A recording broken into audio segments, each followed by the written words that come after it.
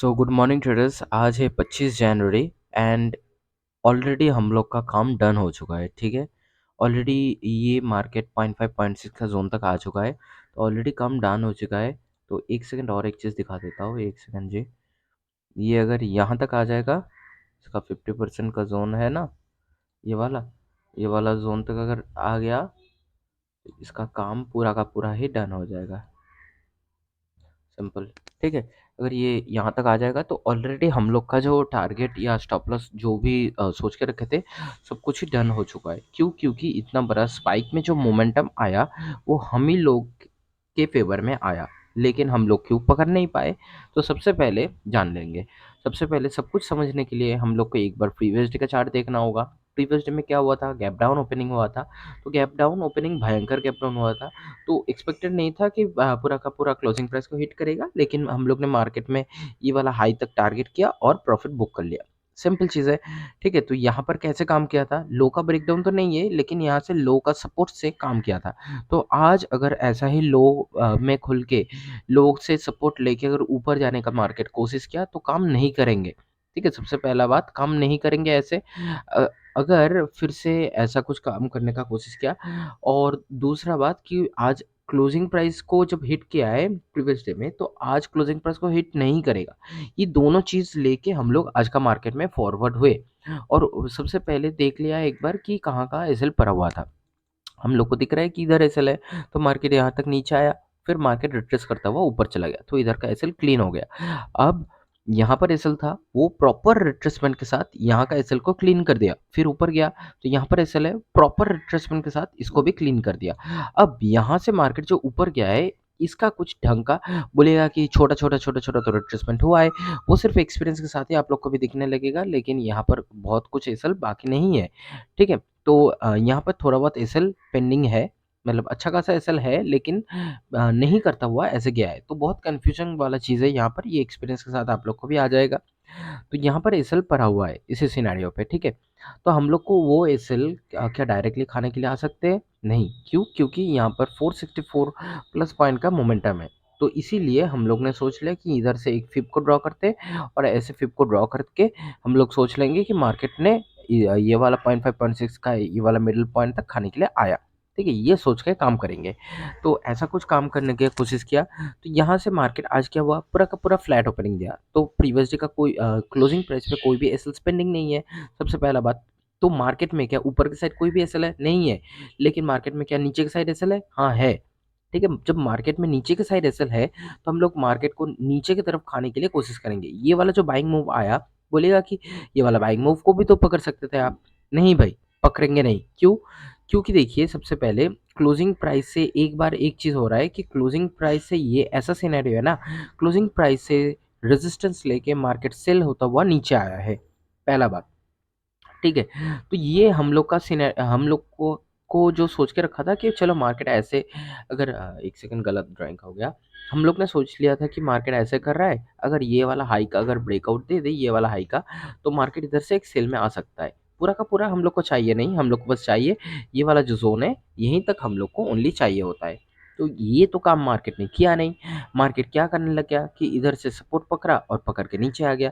तो अभी जिस टाइम पे क्लोजिंग प्राइस से ये रेजिस्टेंस पकड़ रहा था, उसी टाइम पे देखिए इधर से निफ्टी में भी देखिए थोड़ा, निफ्टी भी देखिए इधर से क्लोजिंग प्राइस के नीचे से रेजिस्टेंस पकड़ रहा था। तो हम लोग जब दोनों जगह से जब रेजिस्टेंस पकड़ रहा है, तो हम लोग कैसे काम करें? ठीक है, तो इसीलिए उधर से काम किया नहीं, तो होल्ड हो गए। तो हम लोग को सोचता कि चलो ये वाला हाई का ब्रेकआउट आने दो, तो अगर ब्रेकआउट आ जाएगा तो हम लोग सेल करके यहाँ तक पैसा बना लेंगे। लेकिन मार्केट ऑलरेडी ये वाला जोन को, मतलब ये वाला लाइन को मार्केट ऑलरेडी हिट कर चुका है। ठीक है, 0.5 का जोन को ऑलरेडी हिट कर चुका है, और स्पाइक में मोमेंटम ऑलरेडी दे चुका है। तो अब सिनेरियो क्या है कि इधर से तो बाइंग भी कर सकते थे, अगर इस लो का ब्रेकडाउन आ जाता, तो इधर से तो बाइंग भी कर सकते थे ना। नहीं भाई, इधर से बाइंग भी नहीं करेंगे। क्यों? क्योंकि जब मार्केट ऑलरेडी यहाँ पर जो भी एसएल है, उसको मार्केट इतना बड़ा पॉइंट है कि मार्केट उसको डायरेक्टली हंट नहीं कर सकते। लेकिन अभी का सिनेरियो में मार्केट इतना फास्ट फास्ट मोमेंटम दे रहा है, तो मार्केट सो इजीली इसको भी हंट कर सकता है। जब यहाँ तक पहुंच चुका है, ये वाला पार्शियल जोन तक आ ही चुका है, मैं बोलता हूँ ना कि partial zone is the guaranteed zone. वो मार्केट को अगर पूरा का पूरा भी खाना है, तो उसको भी छोड़ दो, लेकिन मार्केट पार्शियल जोन पे आएगा, उसके बाद अगर पूरा भी खाना होगा तो वहाँ पर भी जाएगा, ठीक है। तो अब मार्केट जब यहाँ पर आ चुका है तो मार्केट को आने के लिए और 178 पॉइंट आने के लिए क्या मार्केट को बहुत दिक्कत होगा? तो इधर से मेरे को कुछ बाइंग उतना पुश दिख नहीं रहा था। हाँ, पता है कि इधर से एक वॉल्यूम में, अरे बाप रे! इधर तो बहुत ये डेटा चार्ट चेंज हो गया। अभी दिखाता हूँ, मैंने जो स्क्रीनशॉट उठा के रखा था वो वाला डेटा में देखिए यहाँ से। यहाँ पर जब मार्केट आया तो इधर से बाइंग था, इधर से भी बाइंग था, ठीक है। लेकिन मेरे को डेटा के ऊपर उतना कन्विक्शन नहीं आता है। मेरे को पहला स्लंटिंग मूव पे बहुत विश्वास होता है, ठीक है। पहला स्लंटिंग मूव, ओनली पहला स्लंटिंग मूव, ठीक है। बार बार बोल रहा हूँ। तो पहला स्लंटिंग मूव यही था। ये हाई का ब्रेकआउट नहीं पकड़ता हुआ किया, ये इस जगह से भी होल्ड किया, मतलब यहाँ से भी होल्ड कर रहा था और इधर से भी निफ्टी से भी होल्ड कर रहा था। तो इसलिए मैंने यहाँ पर काम नहीं किया। मेरे को एक्सपेक्टेड था एक हाई का ब्रेकआउट होगा, फिर ये वाला सेलिंग आएगा तो हम लोग इसको पकड़ लेंगे। तब मार्केट ने जो किया, मार्केट इज सुप्रीम, तो मार्केट जो किया उसी को हम लोग एक्सेप्ट कर लिया और मार्केट से सिंपली निकल आए। तो बस यही था आज का वीडियो, और कुछ दिखाना नहीं था। सो सिंपल मार्केट था आज। और कुछ सेटअप अगर बनेगा भी तो भी हम लोग काम नहीं करेंगे, क्यों? ऑलरेडी एक बार एसएलएनटिंग हो चुका है। ओ, और एक बात बता देता हूँ, अगर मार्केट यहाँ से जब टाइम पास कर रहा था तो मेरे को अभी यहाँ पर मल्टीपल टाइम ब्रेकआउट सेटअप का ज़रूरत नहीं था। जब टाइम पास ऑलरेडी थोड़ा बहुत कर चुका है, तब अगर बस एक बार भी अगर ब्रेकआउट या ब्रेकडाउन कुछ भी कर दे तो बस हो जाता, ठीक है। बस तब हो जाता काम। तो इसीलिए जब कंटिन्यूअसली मार्केट भागने लगे तब मल्टीपल टाइम ब्रेकआउट और ब्रेकडाउन सेटअप का ज़रूरत होता है, लेकिन इसी सिनेरियो पे नहीं होता है। ये मैंने नोटबुक पे लिख के रखा था और बहुत जगह पे बोल के भी रखा हूँ।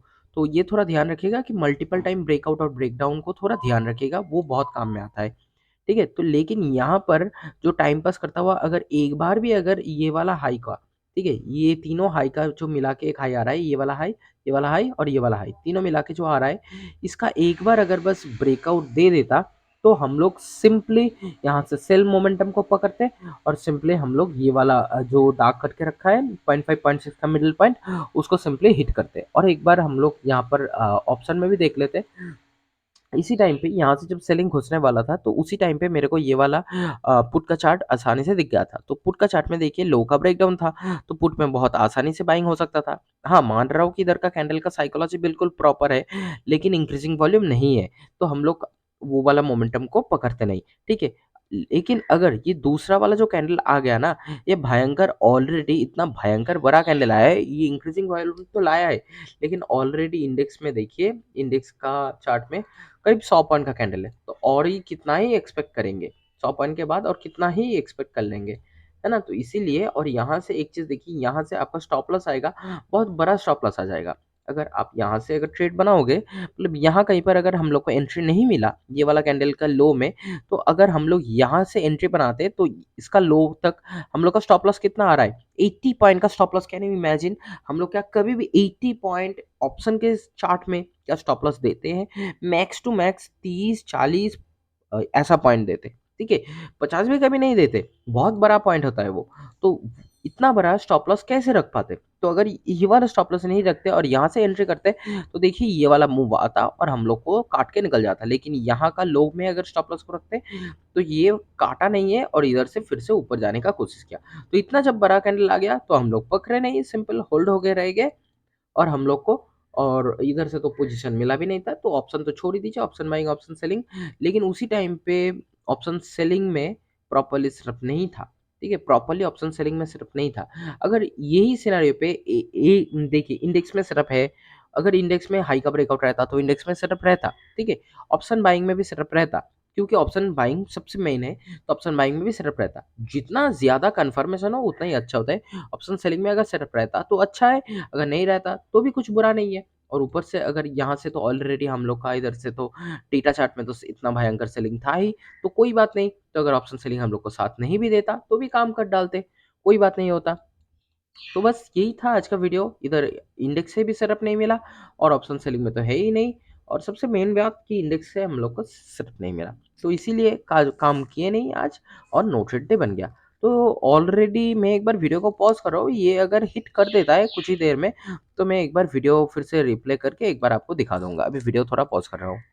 ओ बस, ज़्यादा देर पॉज़ करना भी नहीं पड़ा, ऑलरेडी यू कैन सी कि ये काम कर दिया, ठीक है? ये यहाँ पर काम कर दिया।